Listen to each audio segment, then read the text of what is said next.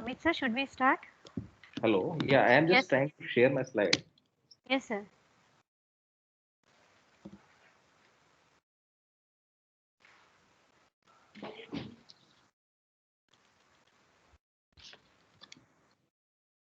Actually, it is showing, if I say open share tray, Huh? is that same, na? So Yeah, nothing is sir. coming. It is just saying, Yeah. You just check, sir. it is saying close share tray. Close sheet. Sir बोल रहे हैं कि open share करें close share करें ऐसे आ रहा है कैसे शेयर करूं screen Heading option is not sir coming. ऊपर अपलोड करके नहीं है सर, शेयर कंटेंट करके होगा ना सर? हाँ, okay. हाँ, Where? लीव के पास ऊपर है ना, शेयर कंटेंट करके एक होगा, नेक्स्ट टू द लीव और समथिंग। Okay. अप एरो करके एक बटन होगा, अप एरो करके उस पर क्लिक करेंगे तो it will tell you to share. Yeah, up arrow button है. There is open share tray. Okay. If I click हाँ it, हाँ mm, nothing is coming. 1 minute है सर।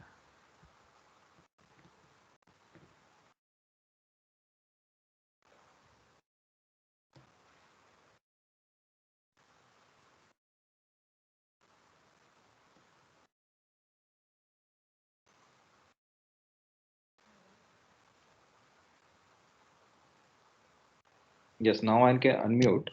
हाँ Now if I say open share tray, हाँ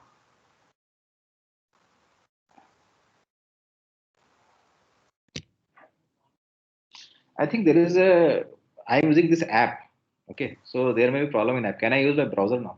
हाँ हाँ sir sir please. Okay, I will use browser actually. There's a problem. Sure sure sure sure.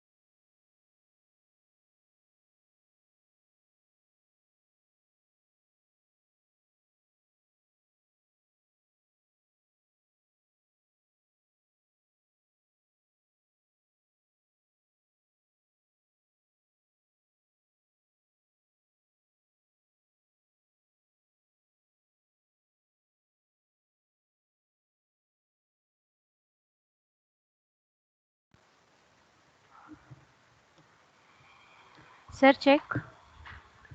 Yes, Please. now I am checking. Yeah, sir.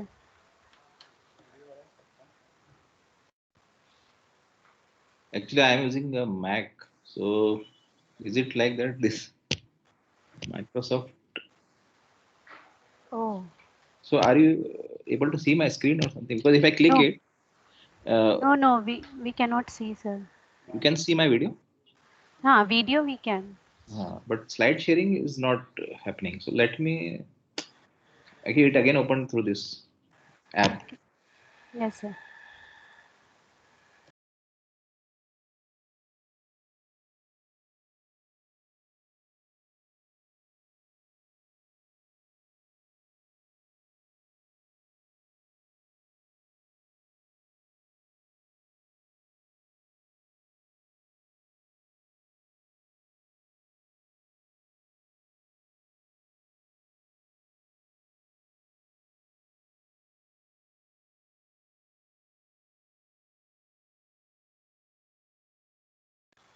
All the participants, we will start the session in 5 minutes. Due to technical issue, we are getting delayed. Sorry for that.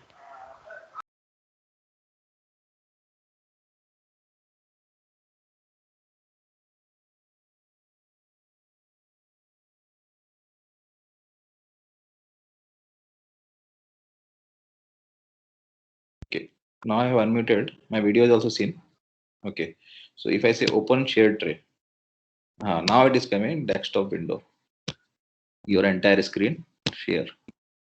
So there is a bug in the app. Now you can see my slides.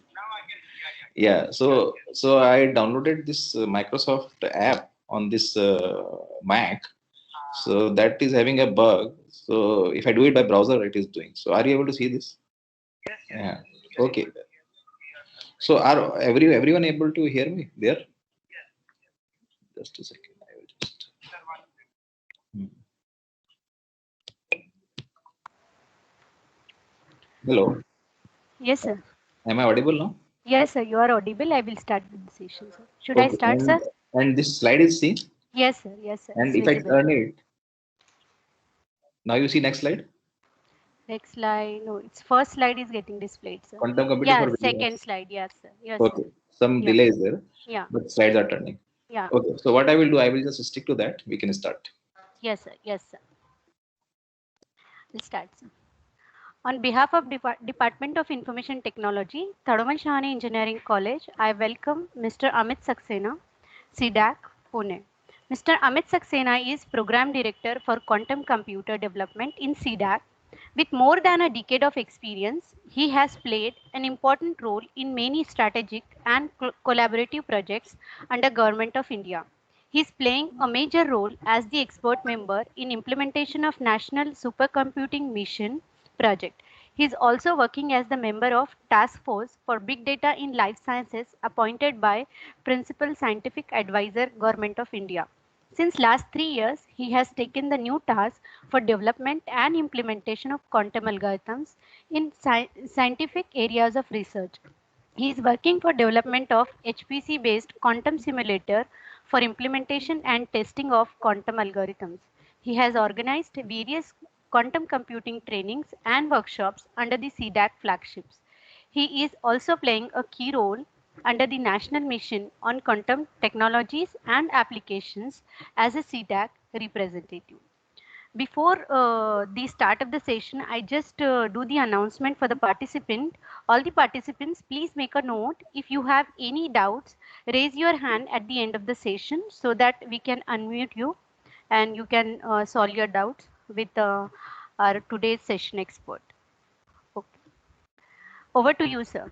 Thank you so much. I think I would like to thank the organizers for giving me this opportunity to present this latest topic. I think quantum computing, which I think it's everyone is talking about this quantum computing. And then I think in India we have started a lot of things. So I will discuss that also. And also it is a good to interact with all the faculty members who are going to teach the students, because the students are actually the future of our country. So this is a very good opportunity for organization like CDAC to come with the academic organizations and then define a roadmap of quantum computing for our country.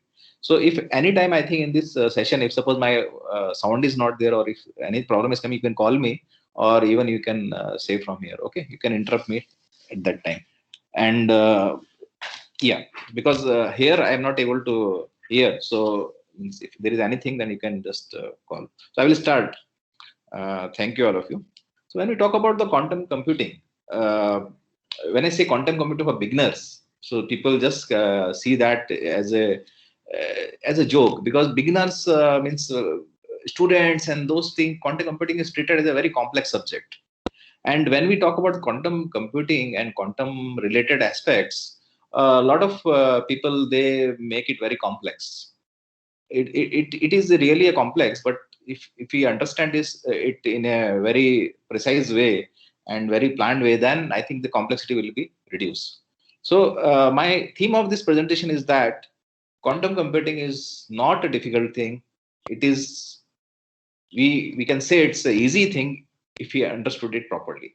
Okay, so don't be disheartened if you are not able to understand the thing. It is a lot of big scientists, they have just said, if you are not confused by the quantum mechanics, you haven't really understood it. Okay, so these type of statements we keep on seeing, and if you think you understood quantum mechanics, you don't understand quantum mechanics. So by I think he is said to be father of quantum computing. Richard Feynman, I think, is a big scientist there who actually conceptualized how this quantum phenomenon can be used in the computing field. So don't be disheartened, because quantum computing, if you are entering this field, you have to understand systematically. If you don't understand systematically, you will be all confused, and finally you will leave, okay, it is very complex and I am not able to understand. So that should not be there. So what I will try to tell you is a way how we should learn the quantum computing, and what are the various areas we need to touch to actually learn the quantum computing. Okay, because it's a not so first thing is that what is the problem that makes quantum computing so complex? Okay, the problem is interpretation. So there were some experiments performed, and the interpretation was theoretical interpretation that created a lot of confusion. So first, I would like to start with the double slit experiment. This experiment is a very popular experiment. I think in 12th class, all of us we study this type of experiment. The problem with this experiment is that uh, the electron. I will not go in detail of this experiment, because I think most of you may be knowing. It's a very simple experiment. When the electron goes and there is a two slits, so electron will either pass through one slit, or it will pass through another slit, or it will make a lines. Okay, but there is a problem. When we are observing this electron, it is doing like this. But if you are not observing it, observing means any mechanism by which we are trying to read it, then it is making interference. The mere observation is changing the pattern of the electron. So this created a lot of confusion. Why electron is behaving like this, and what is the observation that is making effect on the electron? So when this was seen that this is general interference pattern, whenever two waves pass, then they create interference pattern. So then it was concluded that generally a lot of experiments were done, a lot of discussions was happening. So what is the quantum phenomenon in the double slit experiment is actually, according to quantum mechanics, electron is a point, but simultaneously everywhere at once it goes through both the slits and make interference with itself and produce the interference pattern. So here we can see particles are showing the wave type, because interference is actually wave nature. So particles are showing the wave nature. So now it is a particle, it is a wave.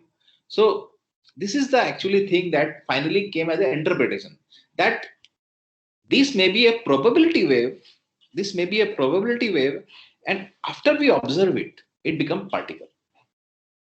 It is a wave, but that is not a sound wave, light wave, and that type of thing. It is a wave, but that is a probability wave, and the moment we are observing it, it becomes particle.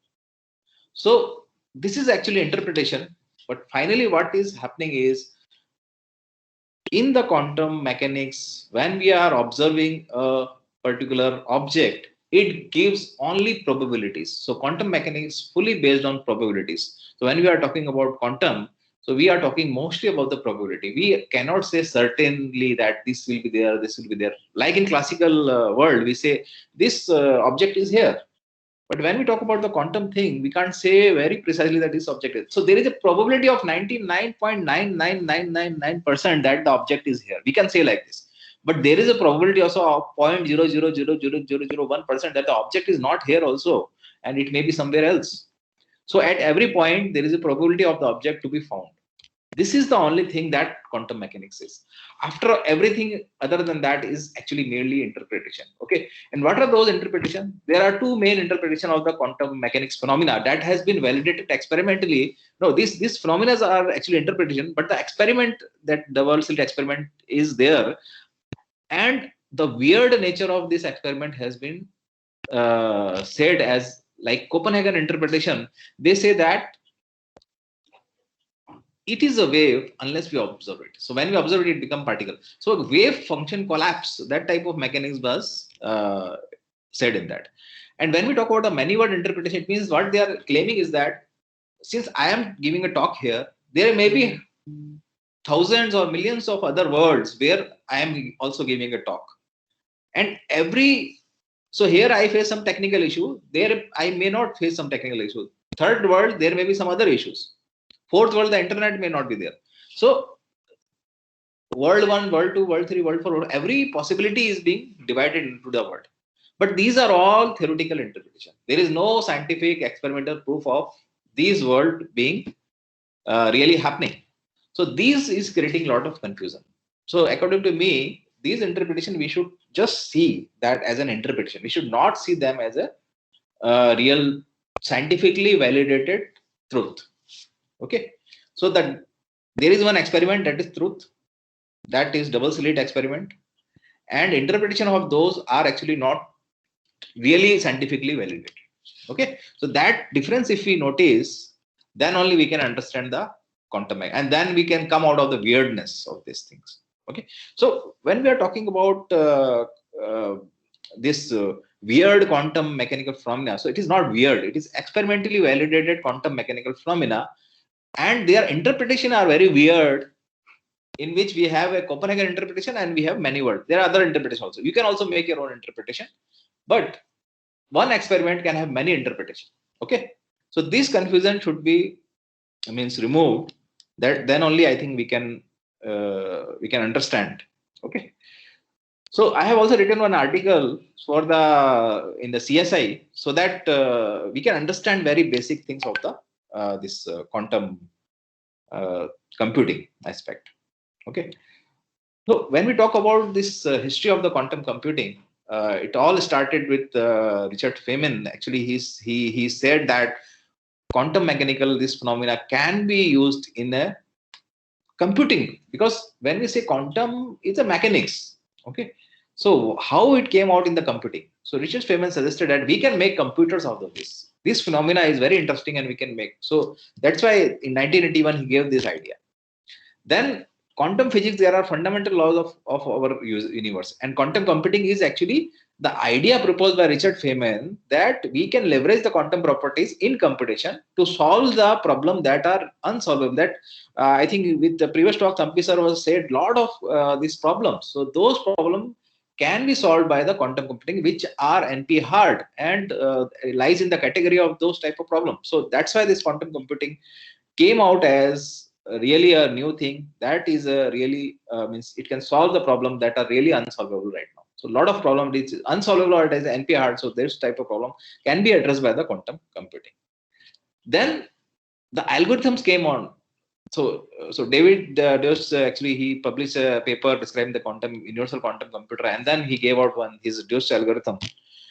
Then Peter Shor came out with the Shor algorithm in 1994, which is using the entanglement and superposition of the prime factor, and come out with the finding the prime factors, okay, of any prime number. So this is how actually some algorithm keep on evolving. These are also valid algorithm now, and there are more than maybe 500 algorithms that are there.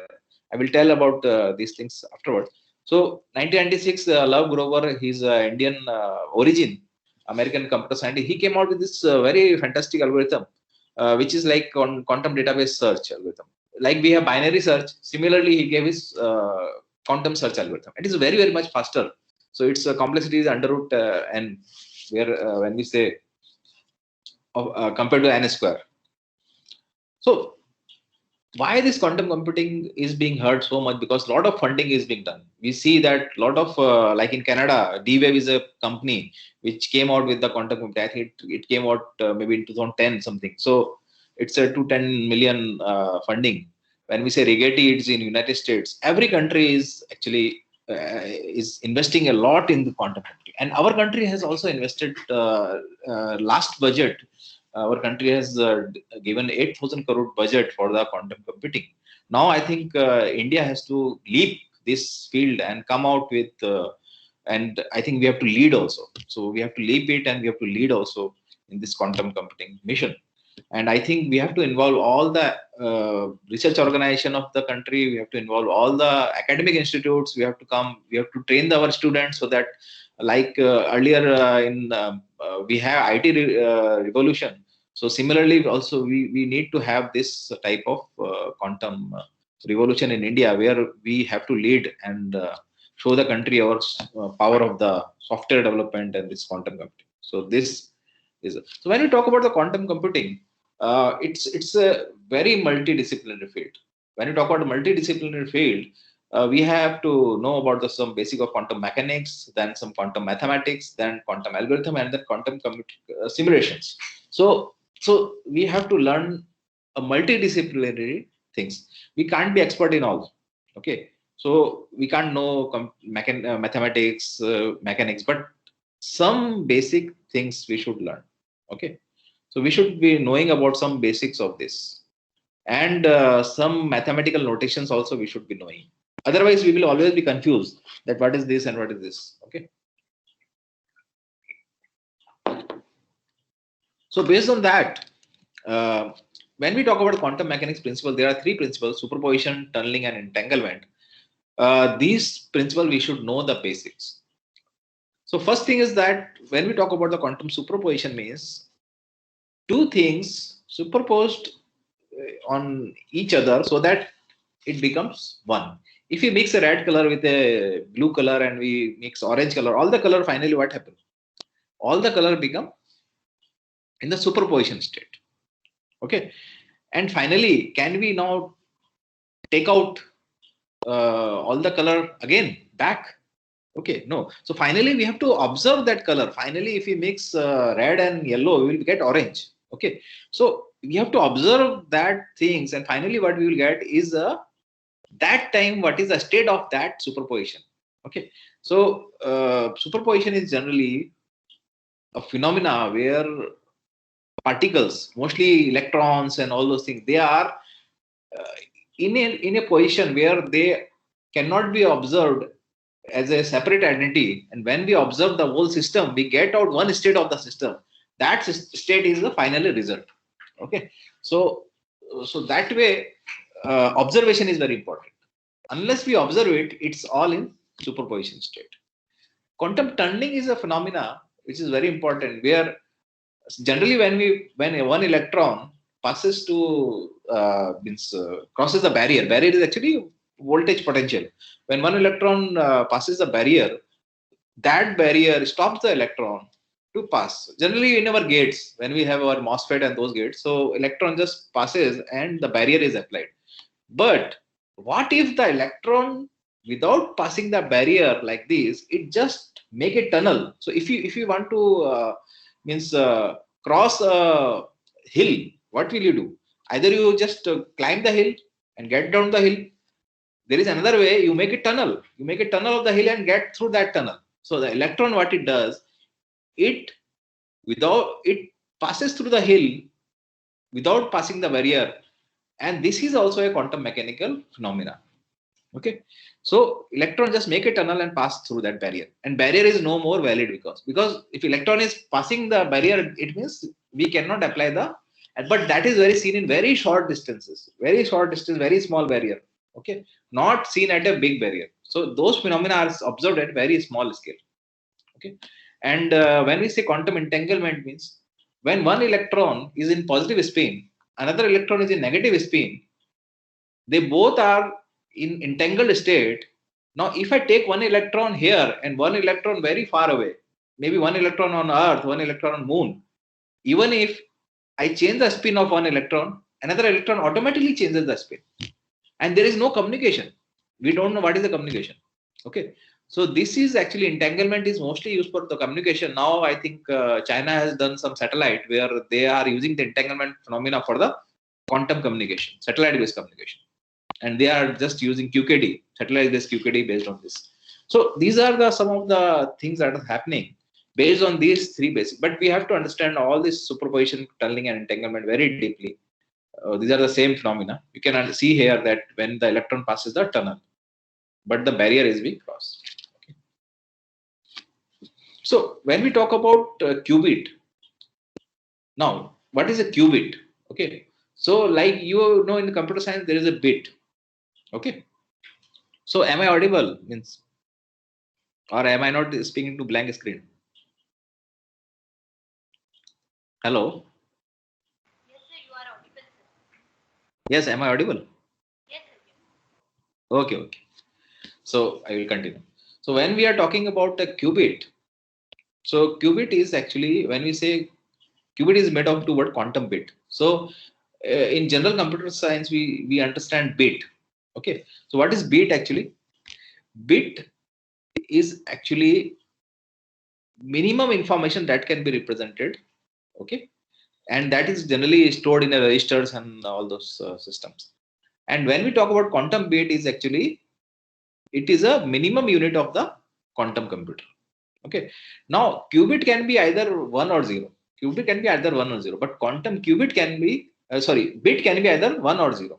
Bit can be either 1 or 0, but qubit can be 1 and 0 both in a superposition state. This is the difference. So when we say a coin, let us give an analogy. Let us say coin is either head or tail. But when we toss the coin, at the moment it is in the air, that state is superposition state. And when it falls down, it will either come to head or tail. That is the phenomena called observation. So whenever we observe a qubit, it will become either 1 or 0, but in between it is 0 and 1 both. Okay, that is the phenomena of the superposition. So that's why we say when we say classical bit, it is 0 and 1, or 0 or 1. When we say quantum bit, it is 0 and 1 both at the same time. Okay. And when we observe it, it becomes either 0 or 1. Observation changes it. So qubit has infinite states between 0 to 1. These all states are in superposition states. Okay. The moment we observe it, it becomes either 0 or 1. Otherwise, it is infinite. Now, this is the power of the quantum computer. Now you can understand. When a normal computer can store 0 or 1, while here we can use the infinite superposition. We can use the infinite superposition state, but finally at the observation, it will become 0 or 1. Okay. So this type of infinite storage information can be used in the algorithms to exploit this type of, and then it can be a quantum parallelism type of things. Okay. So what is a quantum computer? Okay, we have understood qubit. Qubit is a quantum bit. Now, what is a quantum computer? Quantum computer is nothing but implementation of qubit. That's all. Implementation of qubit is quantum computer. So when we say digital computer, they work on 0 and 1. But when we say quantum computer, they work on qubit. So it's a 0 and 1 both at the same time. Okay. So the implementation of the quantum computer is implementation of the qubit is quantum computer. And you can see the right, there is a chip. The chip is nothing but here inside the chip there are qubits. So generally the quantum computer they have multi qubits. This thing chip. So IBM they have 5 qubit, then 15 qubit, then now they are moving to 128 qubit. Okay, so that's why the number of qubit are increased. The more the number of qubit, the more the number of processing power of the quantum computer. Quantum computer is nothing but a chip, which is implementing the qubits. Now all those qubits, when we say they lie in a Hilbert space. Now Hilbert space, a lot of people are very confused. It's nothing but a space. It's a space where all your qubits will be lying. Okay. So when we say, let us say, when we say two-dimensional space, what is a two-dimensional space? So this is a two-dimensional space, x1 and x2 in a real space. Similarly, Hilbert space is nothing but it is based off of a complex number. Hilbert space is made up of complex number, and it is in infinite dimension space. So Hilbert space is if I extend this to infinite dimension, then it will become Hilbert space, and x1 and x2 should be complex number. Okay, and there it is complete inner product space. So the inner product of this should also lie in that space. So this is the mathematical formulation. Okay, so in a basic way, we can understand that it is a space where all our qubits they lie. Okay, and that is known as a Hilbert space. This is a mathematical representation, nothing else. Okay, now. So now you can see we understood quantum mechanics. Now we have to understand the quantum mathematics also. So this what we are saying is Hilbert space. This is the starting of quantum mathematics. Okay, how we mathematically represent the quantum information. So when we talk about the quantum qubits, they are represented basically in the Dirac notation. Dirac has given a full notation. They are nothing but the notation. We have to understand each and every aspect of the Dirac notation. So in Dirac notation, everything is represented as a vectors. Vector, vector is actually when we represent any quantity, either a scalar or vector. So vector is represented maybe in the array. So when we say vector processing, so vector 0, 1, 2, 3, 4. So it's like a big array, and it can be converted into matrix format also. So vectors are nothing but a point 1, 2, 3, 4, 5, 6, 7, 8. Okay, and this is particularly a vector. Okay. So how to show the vector is actually by the notation this psi. This is known as psi. Psi is a column vector, and it is known as this notation. This is a bracket notation. Bracket notation. Okay. So when we say bracket notation, it represents this left arrow and one line. So left arrow and one line. And when we say cat notation, it is right arrow and one line. Okay. So these are nothing but the notation to represent the vector in the Dirac format. And this is known as bra, and this is known as cat. And finally, if we combine both, it becomes bracket. Okay. So this is known as bracket notation and Dirac. So when we say psi is a column vector denoted by psi, this is cat. This is cat. This is cat because you can see this is cat. Here the column vector is noted by this. Okay. And this is bra. This is bra and this is cat. But to convert cat to bra, we have to find the psi dagger. And psi dagger is actually applying complex conjugate to the element of the transport of psi. So transpose, okay. Transpose of a matrix we can calculate. And on the transpose, if the matrix consists of complex number, if we apply complex conjugate, okay, first we apply the complex conjugate to the transpose of this particular matrix, then we will get the psi dagger. Psi dagger is nothing but the row vector.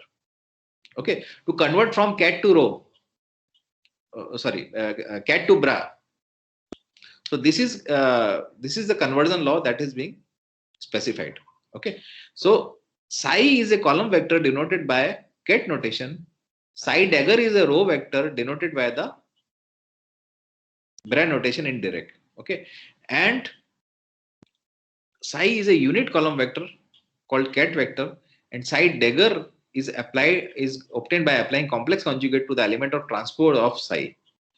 The bra vector and cat vector. Now this is very important. The bra vector and cat vector, when put together, they form bracket. Okay, bracket, which is nothing but the inner product of psi with itself. So if we do the inner product of psi with itself, we will get 1. Okay. So finally, bracket is inner product of both the vectors. Generally, we represent this is a bra notation. 1 0 by this. This is a matrix format. 1 0 by this. 0 1 by this. So this is what notation. This is a bra notation. And what is cat notation? Cat is a column vector. So 1 0 is 0 and 0 1 is 1. These we have to remember. This is very important. If we miss this, you will not be able to understand this. What is cat? What is bra? It is nothing. Now we say 0. How we represent this 0? 0 is nothing but 1 0. This is a row matrix. When we say row vector. So when we say 0 1, this is 1. This is 1. And when we say this is what notation? This is bra notation. In cat notation, what is 0? What is 0 in cat notation? It is nothing but this vector, column vector. And when we say 1, then it is 0 1. If you understand this conversion, everything will be very easy. Okay. So this last line is very important. If you understand this conversion, everything will be very important, very easy. Okay. Again, let us see. What is 0? 0 is 1 0. What is 1? 1 is 0 1. That's all. Okay. Now it is nothing but matrix. Okay. So this vector to matrix conversion, if you understand, you will understand the mathematics. And if you get confused by this arrow signs and this, then you will always be confused. Okay. So best way is, let us see what is 0. It is nothing but a matrix notation 1 0. And what is 1? It is nothing but a 0 1. If you understand this, then you will be able to convert this thing. Okay. This we talked about how to represent qubits in a Dirac notation. how to represent qubit in a direct notation. So 0 is 0 vector and 1 is 1 vector. So in that way we generally use cat notation. Okay, generally we use cat notation. Bra notation is not used. So now you will be seeing all the cat notations only. Bra notations were, this is cat notation and this is Bra notation. This is Bra notation and this is cat notation. This is cat notation. Okay, so this is a cat notation. Now finally most popular notations are the cat notation. Okay, so what is multiple qubit? This represent only one qubit. What is this qubit? Either 0 or 1. So this is one qubit. Okay, now how to represent multiple qubit? If I want to represent multiple qubit, what I will do? Suppose 0 1. 0 1 is a multi-qubit. What I will do? I will take this tensor product. I will just take the tensor product of this 0 with 1. And what I will get? 0 is what? 1 0. 1 is what? 0 1. From where we get the value of 0 and 1? We get the value from here. 0 is what? 1 0. 1 is what? 0 1. So what we will get here? 1 0 cross product. This is a tensor product with 1 0. And tensor product means 1 and then we put the matrix here and 0 we put it here. Finally what will 1 0 1 1 0 0 0 1 and finally what I will get? Dot product of this 0 1 0 0. Finally 0 1 is what? 0 1 0 0. So this is how we convert single qubit to multiple qubit by just taking the tensor product.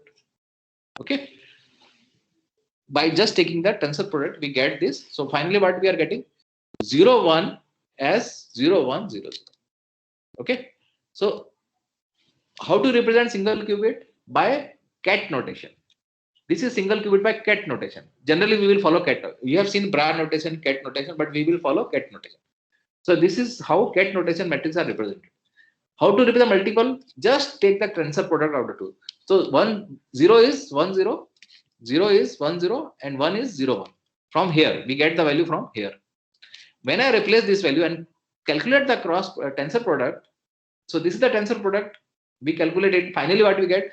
0 1 0 0. So finally 0 1 is 0 1 0 0. Again it is one column vector. Okay, this is very important. Otherwise you will not be able to understand how to represent multiple qubits. Okay, so direct notation is a notation only, and here we represent multiple qubits in this particular way. Okay, so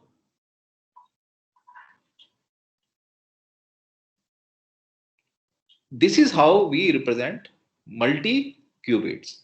So in binary, what we have 0 0 0 1 1 0 1 1. Similarly in quantum also we have this multi qubit states.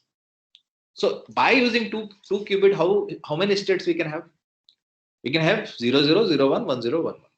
Okay, this is similar, but the notation is cat notation. This represent vector. This is the difference. So when we say n qubit, okay, so classical bit will be either 0 or 1. So there is a 2 to the power n possibility permutation, and out of that only one can be the truth. One can be the truth. But when we say quantum bit, both 0 and 1 can be there, and there are totally 2 to the power n permutation, and all can be superposed at the same time. All can be superposed at the same time. So by using n qubit, we can store 2 to the power n possibility using n qubits. Okay, so by using 2 qubit, I can state 4 basic state at a same time. Okay, but in classical, they were not at the same time. They were not superposed. Okay, that is the difference. In the classical, we have to store them separately in separate registers. While in quantum, we can store them in same qubit implementation methodology. In the same qubit implementation, in the same chip, we can store 2 to the power n possible computation at the same time in a superposed state. That is the advantage we are getting in the quantum computation. Okay, but the thing is that quantum. So if we have 100 possibilities, I can come out with one possibility at a single click, but this will only be a probability. Quantum computer give only probability. So to get the correct answer, I have to run the computation many times. Okay. So if I say I throw a dice, okay, it will come 1, then it will come 2, then it will come 3. Suppose the correct answer is, which is the correct answer? That should come maximum number of time. Okay. So similarly in the quantum thing, when we are taking the computation, we have to run the computation 100 number of time. For example, if I run 100 time, 0, 1 comes 50 time, 1, 0 comes 17 time, 1, 1 comes 33 time. So what is the correct answer? We cannot say correct answer with a sure shot. But we can predict that since 0, 1 is coming 50 number of time, which is the maximum probability, so the correct answer should be 0, 1. This is how the quantum computing works. It doesn't work with a sure shot thing that, yeah, it is the correct answer. We have to run the experiment 100 times or maybe more than 100 times, maybe 1000 times. And whatever answer come maximum number of time is the correct answer. Okay. This has to be understood to understand the quantum computing. Quantum computer don't give correct answer every time. They give only probabilistic answer. And to get the real answer out of that, we have to run the experiment more than maybe that one number of time, maybe 100 times. If we run the experiment 100 times, how much percent we will get maximum will be the approximate, means we can assume that that is the correct answer. Okay. So it's all the game of probabilities. That should be very well understood. And now we say 0, 1 is a multi-qubit state. 1, 0 is a multi-qubit state. 1, 1 is a multi-qubit state.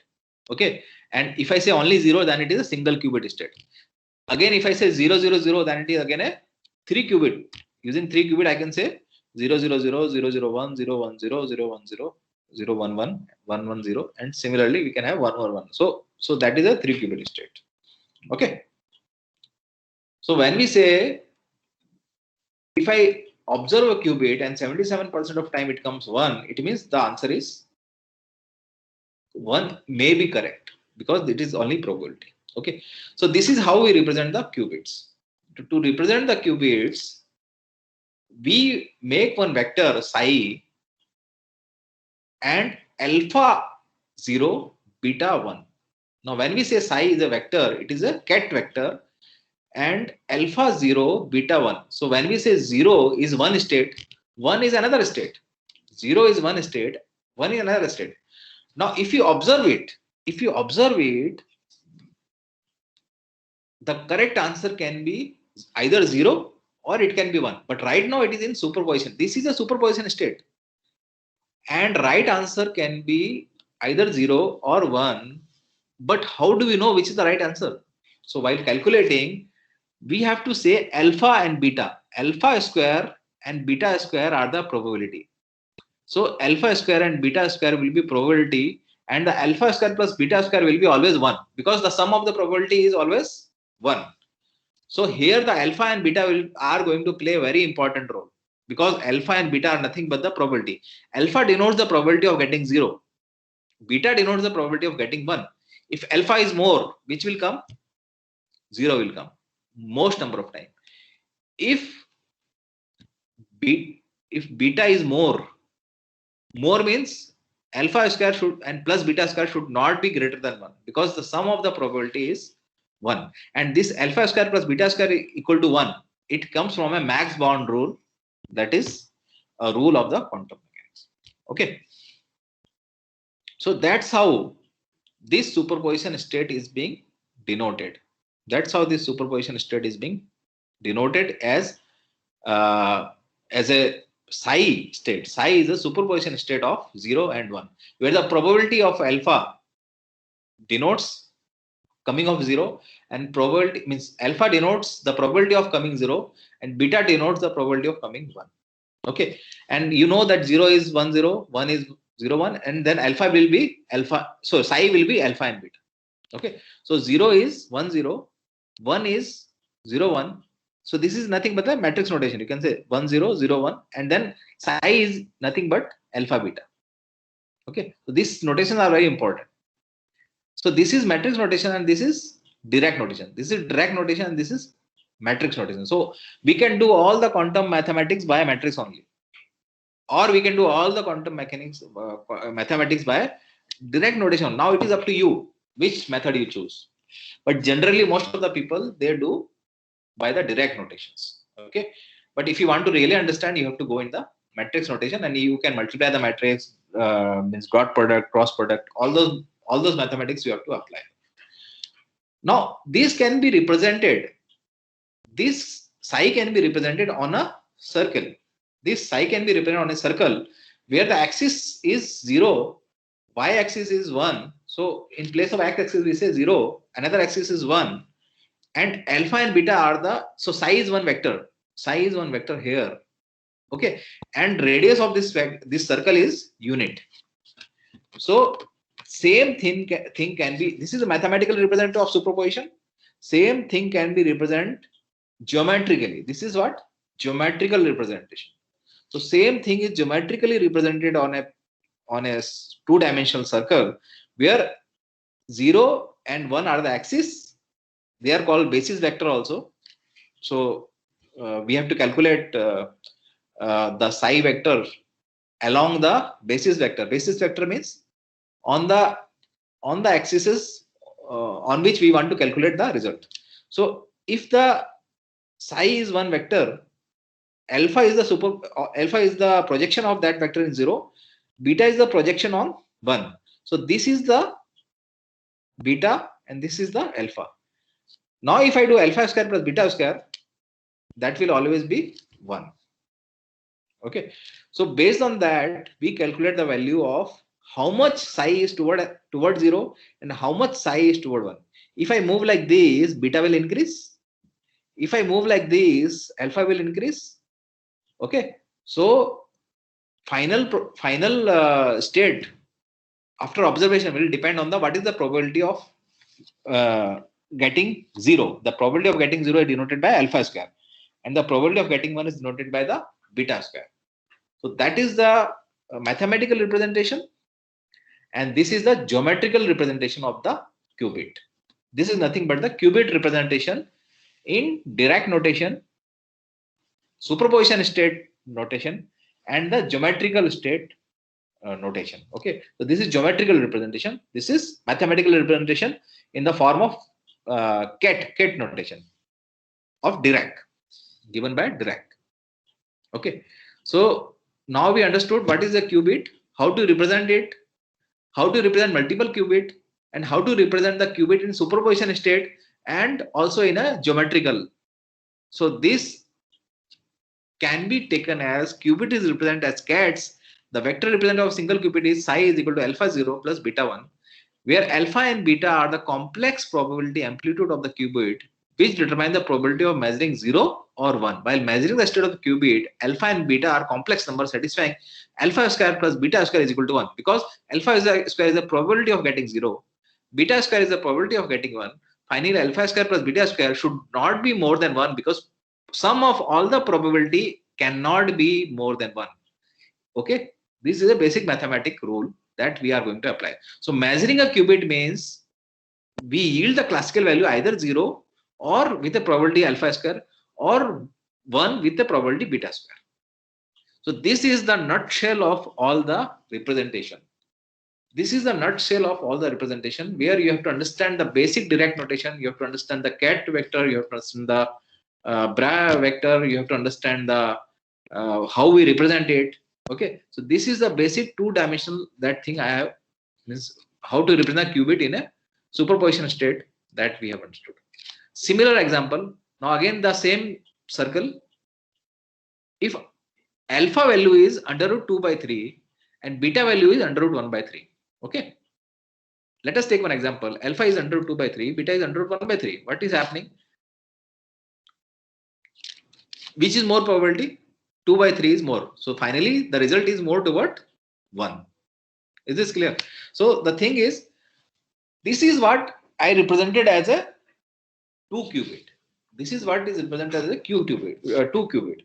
But to represent multiple qubits, more than 2 qubits, 3, 4, 5, an infinite number of states, we have to use a Bloch sphere. This Bloch sphere is nothing but the extension of that circle to sphere. And on the sphere, how many number of points are there? Infinite number of points. Okay, so there can be infinite number of vectors that can touch those points. Okay, so the classical bit can only be used as a north pole, south pole, and the surface is also known as the surface represent the psi vector.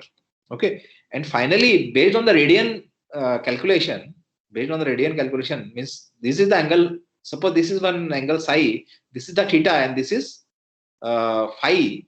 So psi is given by cos theta by 2 0 plus e to the power iota phi sin theta by 2 1. This is a general mathematical notation which we can derive from taking these two, converting those two using these two angles theta and phi. Okay, so this can be derived by using normal geometrical mathematical representation in radians, and then we can come out with this equation.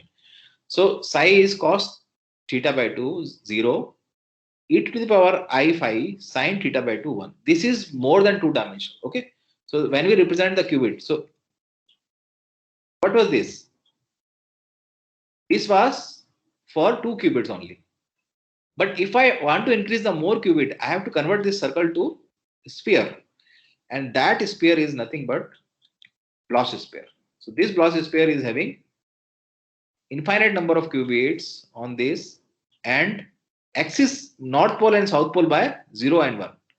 And this theta and phi angle will decide where this psi will lie. Okay, and based on that, we have to calculate the probability. So this is all mathematics. This is all mathematics that we need to know. Okay, based on this mathematics, we have built our gates. Now we will talk about the gates. So when we talk about classical gates, we know NOT gate, AND gate, OR gate, NAND gate. These are the gates which are implemented by using transistors.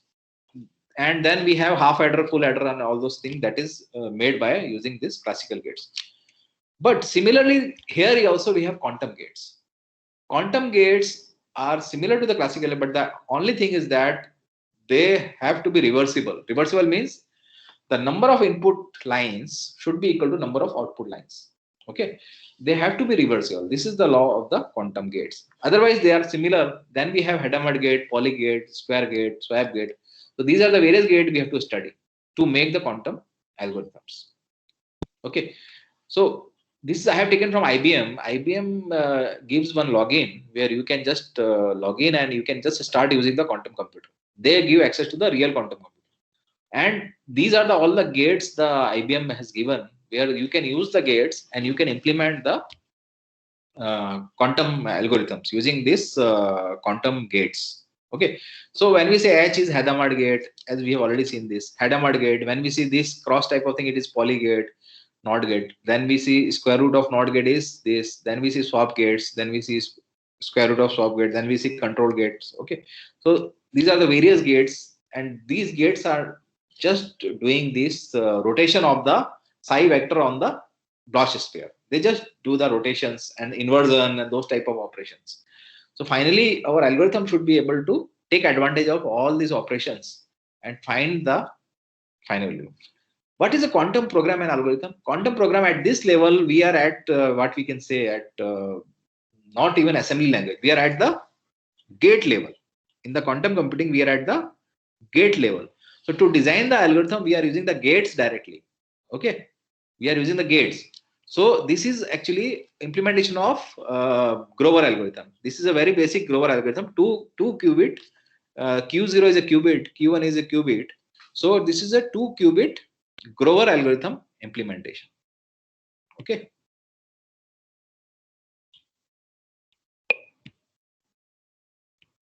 Yeah.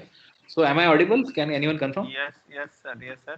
Sir, if you are comfortable taking the calls, then I can unmute the participants so that they can ask you. Or yeah, we can towards take the at end, we can keep for 5-10 minutes for asking the questions. Yes, we can take at the end. We can take at the end. So 5-10 minutes, we will open the participants to ask you the questions. Sure. You just keep on noting, and then we will have a call. Yeah. There will be many questions, but first we have to just complete this. Sure. Yeah. So when we say quantum algorithm, we are at the level of circuits. We have not yet designed the assembler. We have not yet designed the compiler. We have not yet designed the. But there are some companies like IBM is working on that, which is using Python to implement this quantum algorithm. Okay. So right now we have to design the algorithm on the gate basis. Okay. So this is a very initial stage of the quantum computing where we are at the gate level. We are designing the algorithm, and then we are trying to solve some problem. So all this gate we have to find the combination. So like we apply the Hadamard gate, this is identity gate, this is not gate, and then we apply all this, and then finally this is what measurement. This is what measurement. So when we are measuring this, we are getting the final answer, and the measurement has to repeat it 100 and 1000 times. Why? Because this is a probability. Okay. So this is how we implement the quantum algorithm. This to learn this, you have to log into IBM. You can see this similar type of gates, and you can just drag and drop and make this circuit, and finally you will get the answer. Okay. Now let us come to the quantum computer, real quantum computer. There are various type of quantum computer like topological, adiabatic, measurement based, gate model. Okay. The most popular is the gate model. Okay. So when we say to implement the quantum computer, we have to use the technology. Mostly mostly all are using superconducting based. Okay, that is the last one. But there are other methods like ion trap. Honeywell is a company that come with ion trap. So there are various companies like IBM is there, Atos is there. So those companies are working in the quantum. I think most of the like Microsoft and most of the companies are now working with the quantum, and Google also working, IBM also working. So those have their own ways of doing it. Okay, so ion trap is one method, quantum dot is one method, optical quantum computer are one method, superconducting based are the most popular thing. Okay, all they have their own advantage and disadvantage. Okay, so these are the various way to implement the quantum computers. Now existing quantum computer are there are two ways. One is a gate based, one is adiabatic. Okay, now I have shown you here that there is adiabatic and there is gate model. Okay, there are other models, but generally we see gate-based and adiabatic based. So when we say gate-based model, then IBM is there, Rigetti is there, University of Bristol is there, University of New South Wales is there, University of Science and Technology. Okay, and a lot of universities are working on this gate-based quantum computer. Adiabatic, there is only I think one, that is D-Wave, and D-Wave has supplied this to Google, NASA, and USRA, Lockheed Martin. They have D-Wave is a company. If you want to purchase a quantum computer adiabatic based, not gate based, if you want to purchase a quantum computer adiabatic based, you just pay them. They will ship you the quantum computer. That's all. It's as good as buying a computer. Okay, but the price is more than 100 crores. So if we have 100 crores, we can just purchase it. And that adiabatic base is now I think 5,000 qubits, and this can work only on some problem that are only optimization problem. Okay, this is not a general purpose quantum computer. General purpose quantum computer are generally gate based, where you can implement Shor algorithm, these other algorithms and generalized algorithms. But when we talk about adiabatic algorithms, these are only specific to the optimization problem, and that is supplied by the D-Wave. These are the various. Now, this is the example of this D-Wave quantum computer. I see that since I am in CDAC. CDAC has their own Param supercomputer. When we see the Param supercomputer, they are of this size, very big size of a room. Okay. Now you can see we have now smaller compact systems. But quantum computer is a very big system right now. We can see a room is required for that. And this is a 5,000 qubit advantage system. Its cost may be more than 100 crore. I don't know the actual cost, but so this is based on adiabatic thing. Okay, so this is commercially available, and this is based on the adiabatic thing. This is IBM. This is IBM quantum computer. Okay, so this is a quantum computer, gate-based generalized quantum computer, and this image I have taken from the internet. So this is one of the IBM lab that they have placed it. It is in United States. And you can see it's very complicated because there are one thing is the cooling thing. This is a liquid helium, and liquid helium is required to cool because the quantum chip has to be cooled to the 0 degree Kelvin minus some 273. So it need to be required at a superconducting temperature. Superconducting temperature is 0 degree Kelvin. So at that level, we have to cool that chip to work, okay, to make it work. So that helium-based container is there. There are vacuum pumps and all those things to cool it. and all those things. Then there is a electronics circuit or some devices which convert the pulses and send the pulses to the quantum chip. Then those chips are again coming back, and then we convert them to classical bits. So quantum computer, to use the quantum computer, we have to need the classical this thing. So that is the way we have a combination of classical and the quantum chip. And you can see the quantum chip lie here in this white container. Why this white container? This white container shields the chip from magnetic, electrical interference, noise, and all those things, because the quantum qubits are very, very, very delicate things. The moment they gave some magnetic field, it will collapse. The moment you give them some other electric field, it will go. So to shield it from the magnetic interference, electrical interference, and all those noises, this chassis is required, where it is shielding from all those. Inside this, there is a very small chip.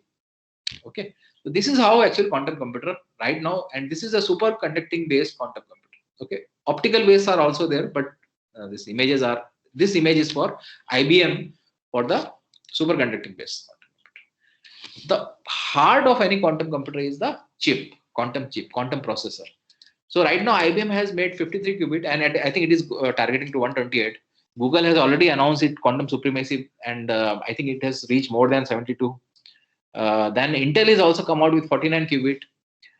Rigetti came out with 19. I think it has come. It is also targeting 128. It is D-Wave is now with 5,000 qubit, but the D-Wave is a different type of qubit. Okay, they are not standard gate-based things. Okay, in our India, TIFR also made a 3 qubit chip, and I think we are working with TIFR. So I think TIFR is working, it's indigenous chip. So this is totally developed in TIFR indigenous chip, 3 qubit, and we can scale it. So I think efforts are going on to move with more qubits, but this is, India is also there in this things, and I think a lot of organizations are working, like DRDO, TIFR, Tata, and CDAC. So we are working toward development of this. So right now we are at 3 qubit, but this is totally indigenous. Okay. So quantum simulator.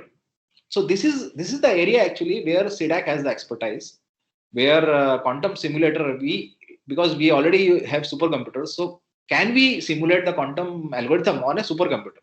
Okay, this is the total mandate we are trying. So let us see. When we say quantum phenomena, there is a mathematics. Okay, when we apply Hadamard gate is nothing but this matrix 1, 1, 1, minus 1. This is the matrix of Hadamard gate, and 1 by root 2 is the, so 1 by root 2, 1, 1, 1, minus 1. This is the Hadamard gate. Okay. When we apply this on 0, 0 is what? This 1, 0. When we apply this, it means I am just taking the product of this, and result I will get if I just multiply it here inside. So I will get 1 by under root 2, 1, 1.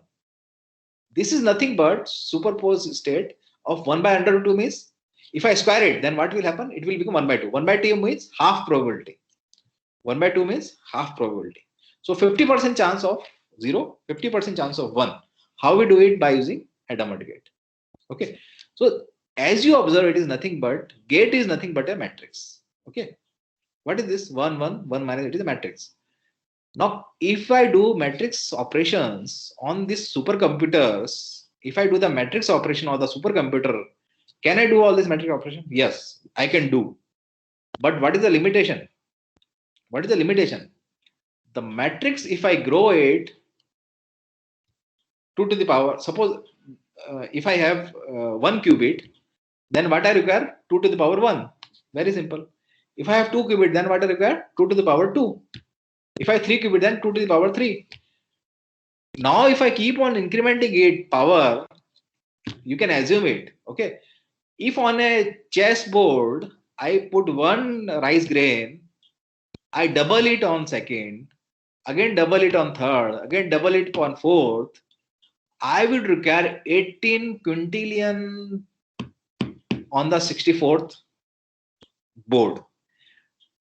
The problem, which seems to be very simple in the beginning, become very complex if I keep on. So this is the power of exponential.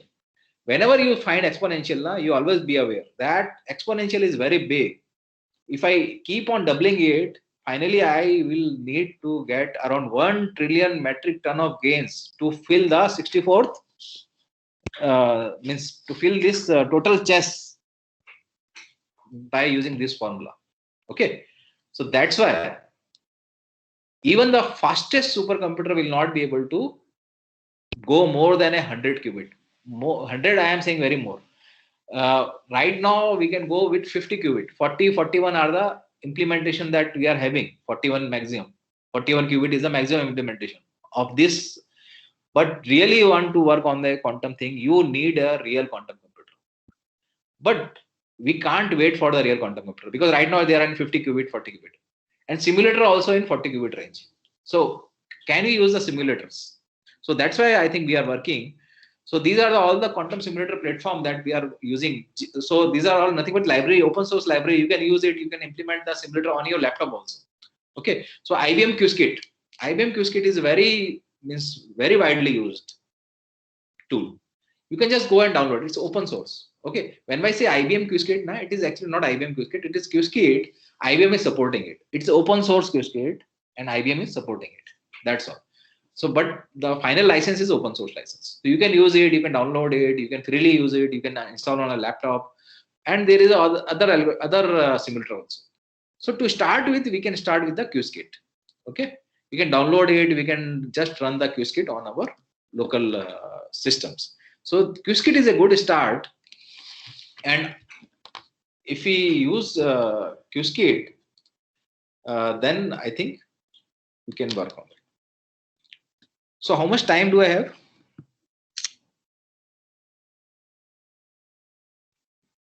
How much time is there?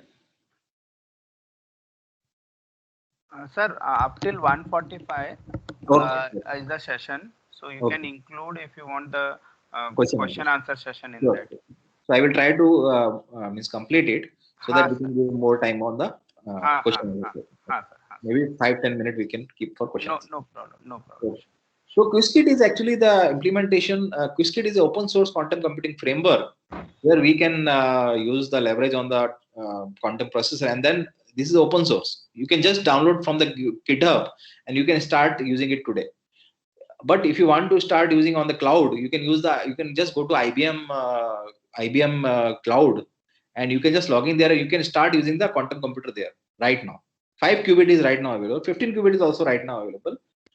So you can start using this quantum computer. Okay, there is Atos learning machine that is actually a HPC based implementation. This is a 41 qubit.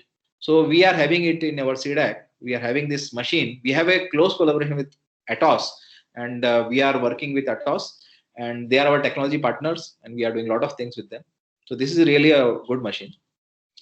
We have also tried the Shore implementation of this Atos machine, and we were able to do on the 32 qubit, we were able to prime factor this. So this was good work done by one of our students. So when we try to see quantum phenomena in our classical aspect, first thing is that what we do to solve any problem, first we should have a problem. So when we talk about the problem, suppose let us take a problem like traveling salesman. Then we have to design the algorithm. So we have to design the algorithm for the traveling salesman. We design the algorithm. So the algorithm should be based on which gates. Now here we have to use which gate. We can't use NOT gate, AND gate, OR gate. We have to use the quantum gates. So when we design this algorithm, we have to design this algorithm keeping in mind the functionality of the quantum gates. And every quantum gate is nothing but a matrix representation. Okay, we have to somehow move the Bloch sphere, this vector, and try to find out the final value of all this thing. And then all these things, quantum compiler, when we say quantum compiler, right now it's a very basic thing. So quantum compiler is not similar to our compiler that we get, C compiler, Java compiler. It's not like that, not so much advanced, but it generally converts the code into circuit. That's all. So what our quantum compiler is doing right now, it's converting the code to circuit. So that is all it is doing right now. And using the quantum compiler, it can either go to quantum processor and it can either go to quantum simulator. Okay.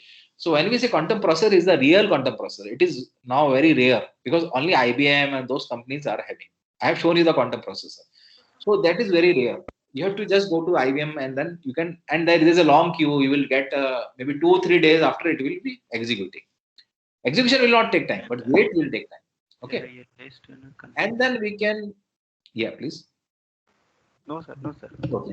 And then we can use the quantum simulator. And using the quantum simulator, this same program can either go to quantum processor and quantum simulator. Quantum simulator, the limitation is it cannot go beyond maybe 50 qubit. Okay. But it can give the similar result. It can give a similar result. It depends how perfectly we have modeled that quantum phenomena in the classical HPC based computer. So this depends on the how perfectly we have done it. And quantum simulator can be used in a very perfect way. Okay. So right now what we can do, you can just download the Qiskit, install on your local laptop, start making your, like, take one algorithm like Grover and Shor. It's already implemented. A lot of things you will find. Try to just implement it. Okay. So that will be the easiest way. This whole stack need to be made. Okay. This whole stack need to be made. When we have quantum machine language, it's qubits. Then there are gates. On the gate, there will be quantum programs. Then quantum algorithm. And then there will be quantum universal language. But right now, most of the by de facto standard is Python. Most of this IBM and those people, they are using Python. So Python has become de facto quantum language. But we can do in Q Sharp. There is a Microsoft have released their Q Sharp. So it can be done in Q Sharp and all other languages. Okay. So when we say there is a whole stack of quantum programming need to be made, here our role comes. So right now we have to train our students that they can come and they can come out with their own thoughts. They can implement. This whole stack is empty. Okay. Some big companies are making it, like IBM has their own stack with the Qiskit, Qiskit Aqua, Qiskit Terra, Qiskit Akasm. Rigetti has their own. D-Wave has missing libraries.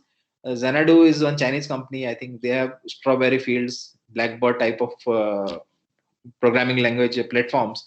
Google has their Circ platform. Microsoft has their Q Sharp platform with control development. And then they have katas, quantum katas. They give some study material. So that is also very good, Microsoft quantum katas. Then there is Cubo. So it's scattered. Means some companies are doing, they are making something. Some companies are doing, they are doing something. It's very scattered. So here our roles come. Can we design a full stack of this quantum computing compilers, assemblers, and all those stack? Okay. So here we are working in, but I think we need support from a lot of academic also, student also, so that they can come out with the new ideas they can implement. Okay. So this is how I have taken this screenshot from a IBM framework. This is how you can implement the quantum algorithm. So right now the algorithm is at a gate level. I have already told you. So you can just implement the gate. These are 3 qubit you have taken. Then this is a register. This is a classical register you have taken. Then using this, I can implement the gates. Okay. So this is Hadamard gate. These are Hadamard gate. These I am measuring. This is Z gate. This is X gate. So similarly, all the gates I can apply. And finally, I am getting the result. Okay. So this is how actually we can implement the. Here I can just type the. This is similar to assembly language. This is known as QASM, quantum assembly language. And this is OpenQASM. OpenQASM is open source. So QASM is a assembly language which is right now used, and this is similar to assembly language. You know, in assembly language we can say move AB. So move the content of the register B to register A. 8086, when we do this 8086 coding programming on the this simulator, so what we do, we just say the assembly language instructions, and the assembly language are converted to the low level, and finally it is being executed. So similar here, we directly code to the assembly language. Okay. And there is a Python library is also available. Okay. So this is how actually a quantum processor, IBM 5 qubit Tenerife quantum processor looks like. And it shows that Q0, Q1, Q2, Q3, Q4, these are the 5 qubits. And what is the status of those qubits? And finally, if I run it, so these all interface, you can, if you search IBM quantum, you will find the interface. And once you go there, you can execute this particular program.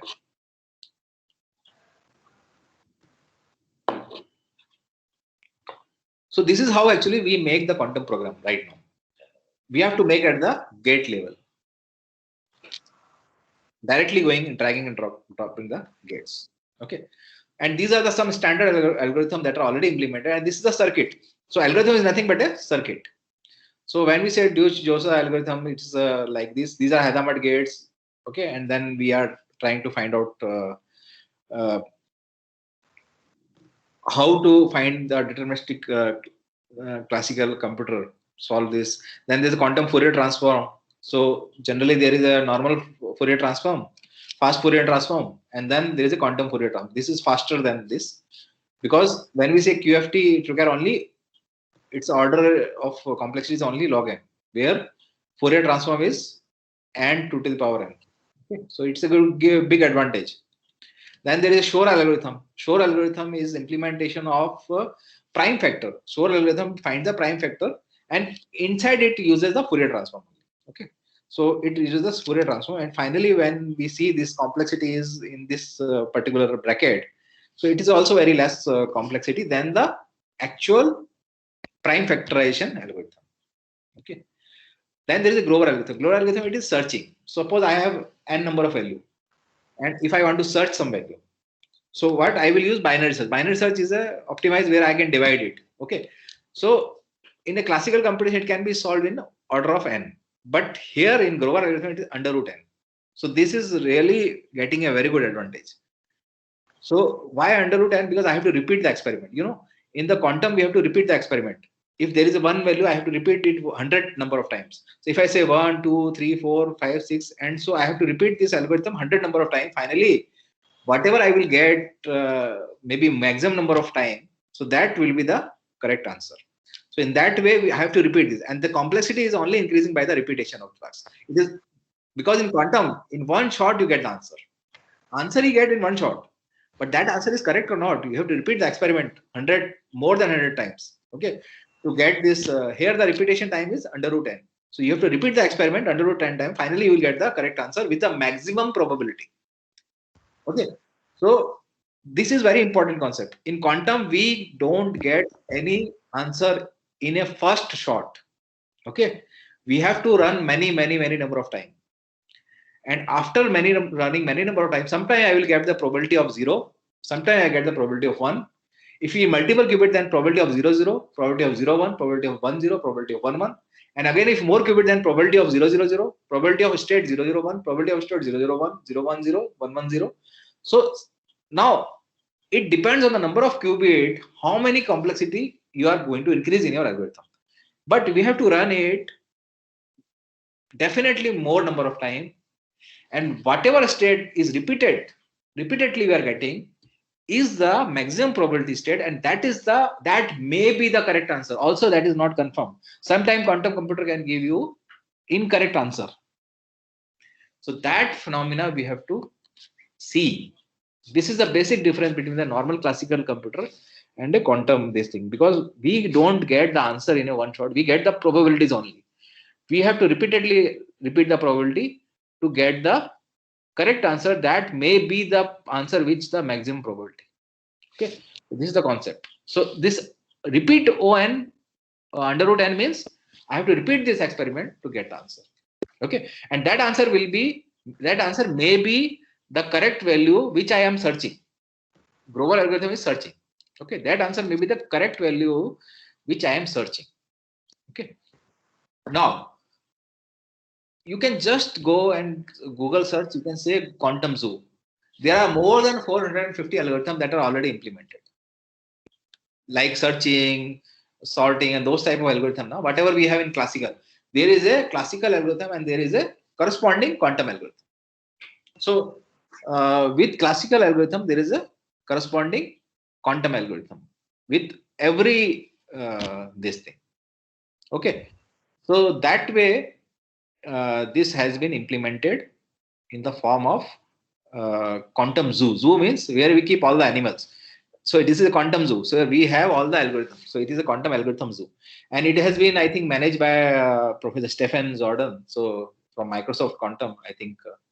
So they are updating it, and I think last update I have not seen much long back. But so there are a lot of algorithms. If you want to see the algorithm, now what you can do, you can just take the algorithm. You can make one IBM account. You can just understand the algorithm and try to implement that on the IBM logic. This is what can be done. So more than forwarded algorithm already included. There no need to implement the new algorithms. Okay, so this is already done things.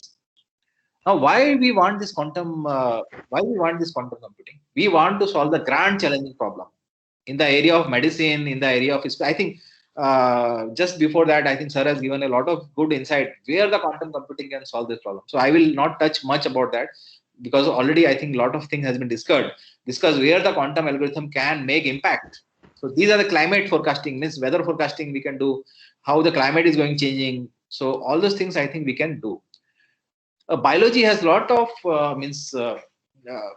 interesting applications like bird. Still we are not able to find how bird navigate. They fly from the space from one place to another. Thousands of kilometers they travel and they do this migration and then they come always at the same place, pond, okay, or wherever they come, like sanctuaries. So this has been understood that there is a one in their eye, they have some quantum phenomena. Based on that, they come. Then there is a smell. How our nose is smelling those various smells, how it is identifying. It has found that those nose is also using quantum phenomena. Photosynthesis is a very important process in the plants. How photosynthesis is happening. So there also this quantum phenomena is taking place. Okay, so that's why this quantum phenomena is very important. Now we have to convert that to computing format and try to get means can we use this phenomena to make our solar cells, or can we use to produce energy using this quantum phenomena of photosynthesis? Can we mimic the photosynthesis? Can we mimic it on quantum computers? So these are the things that can be answered. So there's a whole lot of application area in the quantum computing. We have to, like Sir has already said, artificial intelligence is one of the area we have to see. Drug discovery, like this COVID issue. Now COVID, the problem is there are millions of drug molecule, and this coronavirus, COVID, SARS-CoV-2 virus, it has its own structure. So which particular drug bind to that particular inhibition or those type of thing? There are millions of combinations. It will take years to do it on a supercomputer also. So can quantum computer do it in maybe 1 day, 2 day, or maybe 1 month? Okay. So this type of things can be solved. Optimization problem, like when we say taxi and all those cabs, Ola, Uber, and those, I think some example was given for the of some Beijing, some this Volkswagen and those companies are doing. So this is a route optimization. How to optimize the route to increase the fuel efficiency, means we can save a lot of carbon footprint. All those pollution and those things can be taken if we manage our vehicles or taxi and all those things in a proper way. Then there is a development of new materials. Okay, that is also helping in that. Cryptography. Now all banking transaction, all financial transaction, we are using a cryptography. We are encrypting the data and we are decrypting. Okay. Now suppose somebody breaks it, then what happens? All our banks will go down. All the economy will collapse. And this is actually a threat. Quantum computing is a threat also. Can someone, maybe a country, develop a quantum computer and they are tracking all your encryptions? They are decrypting. Suppose all our army and all those messages, all our defense messages are sent through this encryption. If somebody country breaks it, all our messages will be decoded. So this is a big threat, and the solution is also quantum. So when can we use these quantum devices to generate the new cryptography methods? So this is post-quantum cryptography. So when we see PQC, post-quantum cryptography, how to handle this situation? So these financial services, definitely we have to study the market, we have to understand the market, we have to find what are the global risks. So a lot of share market type of things is happening. So all those things can be understood by using this quantum computing. Okay, so new algorithm has to be developed, new thing has to be developed for all these areas. This is very new areas, this is very wide areas, and quantum computing has a potential to be developed in all those areas.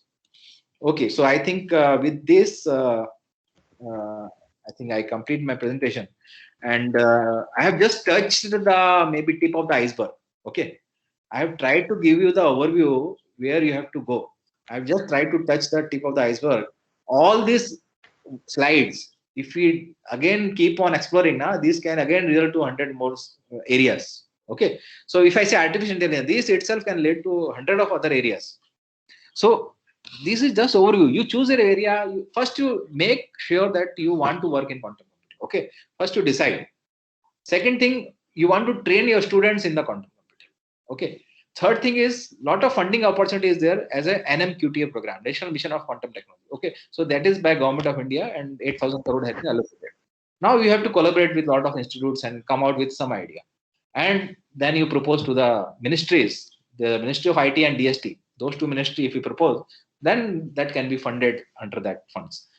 And based on that, we can develop whole ecosystem in our country. Like I can say TIFR is working on the chip. We can work on the algorithm level. We can work on this new development of new algorithms on some of these areas. And then a lot of academic students can work, and all the academic faculty, they can work, and they can come out, they can train their students with these projects. And also they can apply for some grants, and they can take some research scholars. So this type of mechanism, I think we have to see, but we have to find out which area we want to work. Artificial intelligence is one big area, drug discovery one big area, optimization, cryptography, finance service, and there is one more area of communication, where we can have this all photonic based communication. So all those areas, we have to choose one area, we have to select one area, and then finally we have to come out with these things.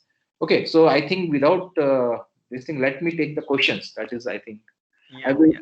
yeah, please. Thank you very much, sir.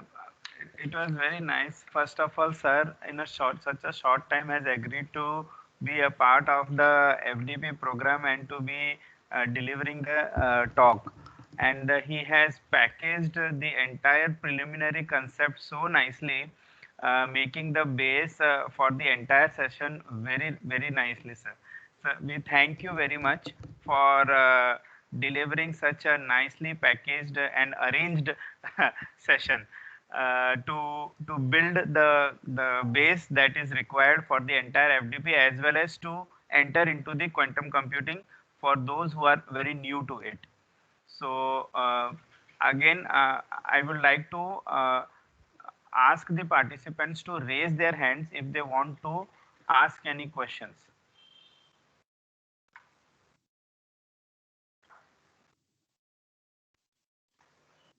Participants, if you want to ask any questions, please raise your hands.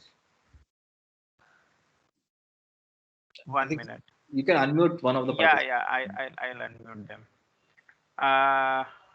Ponmuguran sir, please unmute yourself. Ponmuguran sir. Ponmuguran sir, please unmute yourself. You can unmute yourself now.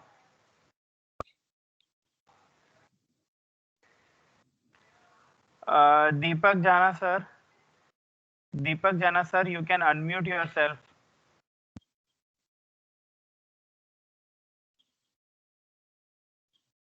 Deepak Jana sir. Shantanu sir. Hello. Yes. Hello, sir. Yes. Yes. Yes, sir. Thank you for giving me an opportunity to question. Sir, I want to ask about qubit block sphere. Yes. Sir,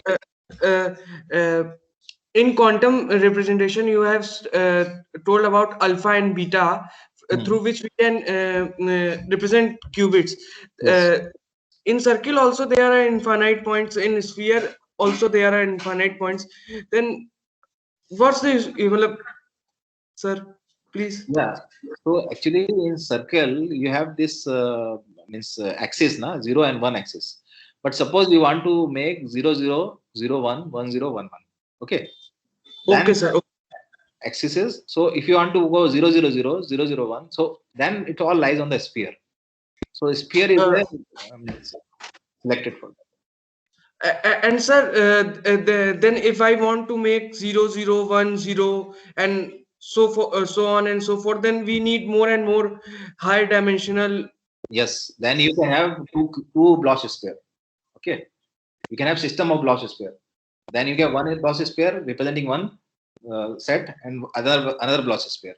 So you have multiple. So Sir, please, you could explain this. I am unable to understand this. Like, for example, I want to represent 0010. Then how would I represent it through quantum block sphere?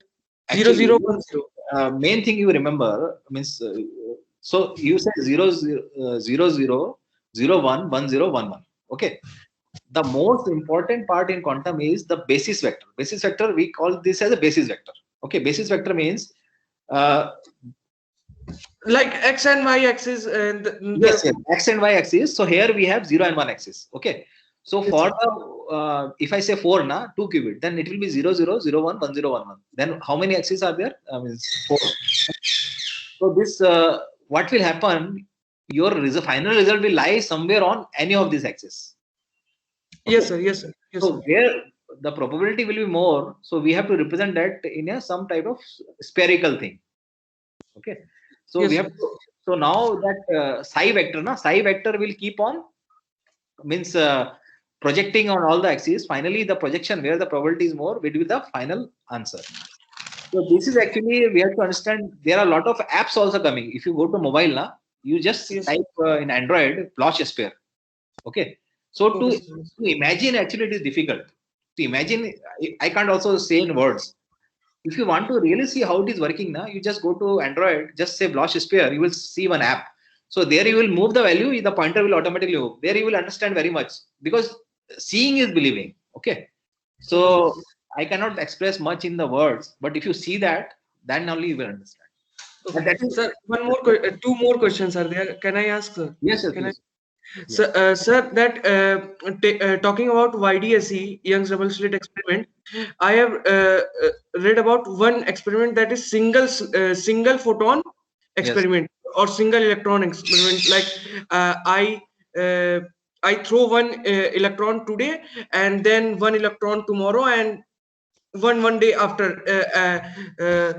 Then also the interference pattern appear on the screen while I am throwing only one particle at a time.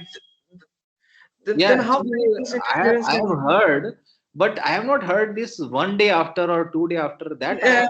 I am just saying one day after. The main motive is that Huh. single photon at a single time. I'm Yes, yes, yes. Yeah, yeah, yeah. So that means not one day after.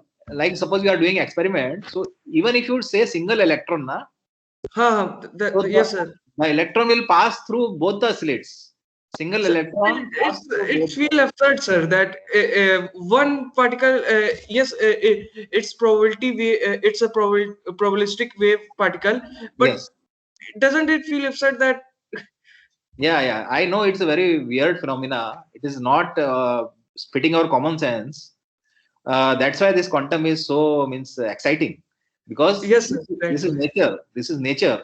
Actually, what was happening now? You know, you read this because I am not a physics student, but generally you read this Niels Bohr and Einstein. They have their conversation. So he was saying Yes, God sir. doesn't play dice. He was Yes, saying sir. Yes. there is no moon. I can't believe there is a moon. So those type of discussions now you can read. There are a lot of things. But what I want to say you, don't get confused by these things. Okay. They Yes, sir. are only interpretation. What you believe is quantum is a phenomena seen by the experiment and which only says that if I am observing anything, there is a probability of that to be at that place. That's all. And there is a mathematics, there is a Schrodinger wave equation, there is a mathematics to solve it. So what we Yes, have sir. is a mathematics. So what we have is an experiment. We have mathematics, and we have the final result that is in the probability. That's all. Other than all the thing are mere manipulation, and they are only means assumptions. Okay, so Yes, we sir. could not say multi-world theory is wrong, but multi-world theory is also not this scientifically validated. Proven. Yes. Yes. So the people get confused and they may these sci-fi films, Hollywood movies. Now Yes. every movie they put quantum and making it more complicated. But complex Yes. quantum is very simple. There is one experiment that give very weird result, but this is how nature is behaving. Okay, we can't tell nature to behave like what we think. Nature is behaving in their own way. There is a double slit experiment that shows very weird result that is not suiting our common sense. Yes. Now to solve those, there is a Schrodinger equation made. that equation gives only probability of the particle to be at particular state at a particular number of time, and that representation is only probabilistic. That all. And finally, what we can only see that the electron can present at place P1, P1, P2, P3 with some probability, P1, P2, P3, P4, P5. That is only we can say. And that probability is taken care by a mathematical equation, and that mathematical equation we have.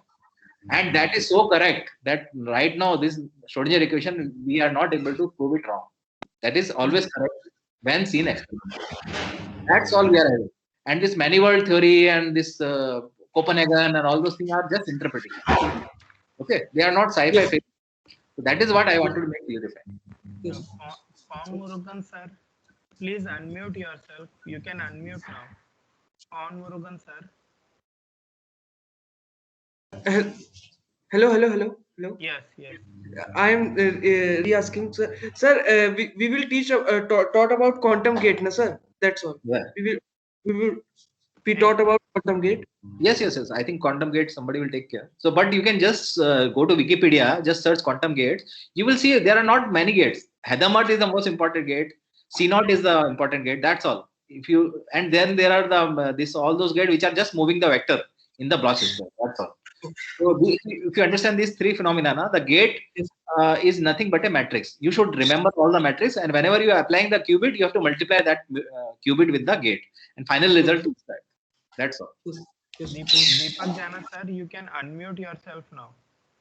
Deepak Jana sir, you unmute yourself. Please unmute yourself. Deepak Jana sir, can you hear?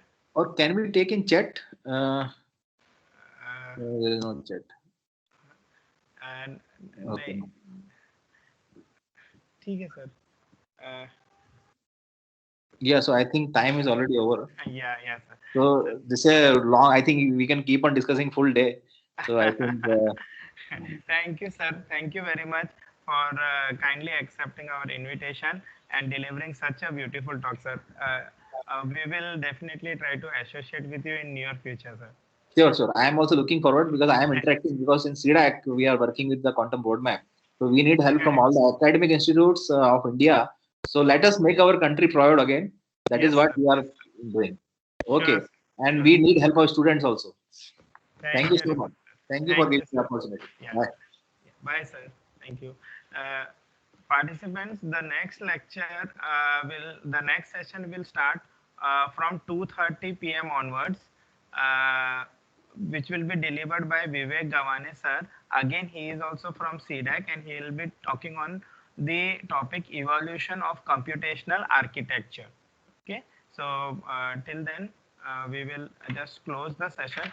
One more thing, we have observed that a couple of participants have not mentioned their login name properly. So we request all the members, because we have been taking screenshots of the names as attendance proof over here. So please join with your registered email ID or with your proper name, so that we can map your name with the Excel sheet, which we will be sending to AICT for marking your attendance. Whenever you raise your hands, we allow you to unmute yourself, so you can then click on the unmute button to unmute and you can ask the questions. This is probably done with the interest to see that the speakers do not get distracted, and everybody gets some chance to go through the answers. So as soon as you raise your hands, we unmute yourself. ठीक है दीपक जाना sir? Okay, दीपक जाना sir?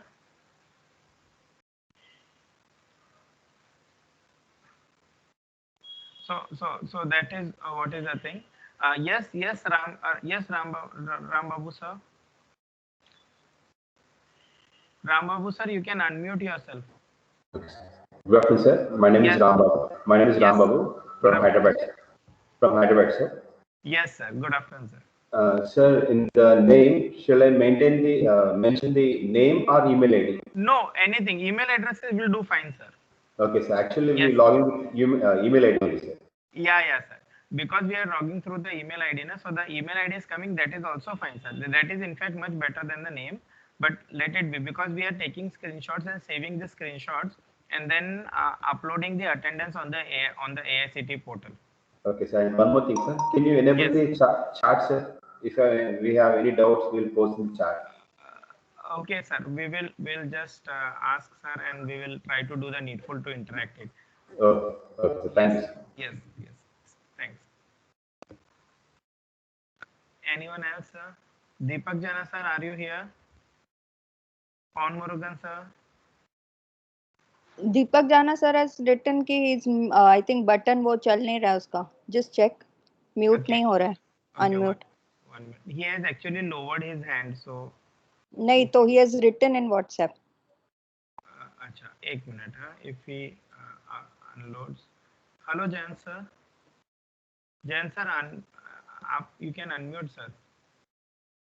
Jain sir.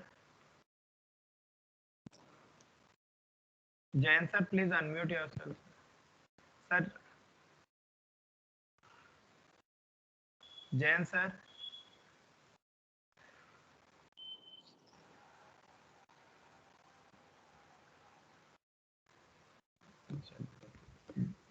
ठीक है sir, ठीक है then everyone. Thanks everyone. Ma'am, Yeah. ma'am, we will then rejoin the session at 2:30. Yes. For Vivek Gawan. Okay. Yeah. Thank you.